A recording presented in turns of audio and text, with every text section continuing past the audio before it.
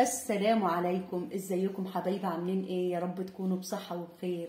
والنهاردة اصررنا عن كفتة داوود باشا، هنعملها بطريقة محترفة وبالطريقة الأصلية الأساسي، وهقول لكم على الأسرار الأصلية لكفتة داوود باشا.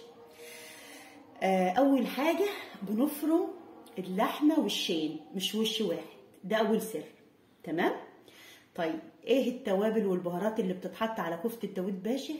ملح وفلفل اسود فقط لا غير. كفتة داوود باشا الأصلية، الوصفة دي وصفة تركية.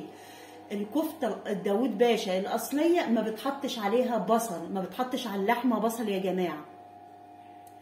اللحمة بتاخد ملح وفلفل اسود بس فقط لا غير. تمام؟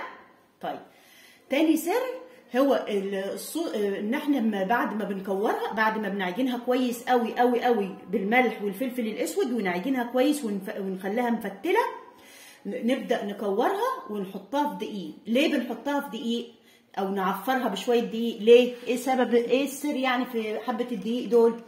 السر في حبه الدقيق دول، فايده الدقيق حاجتين.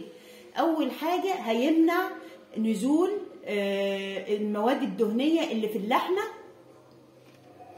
وهي بتتشوح اثناء التشويح. يعني ايه هيمنع لي ان الكفته تنزل الماده الدهنيه اللي فيها وانا بشوحها على النار. تمام؟ طب وتاني نقطه، هيدي لي للصوص قوام. واضح كده؟ طيب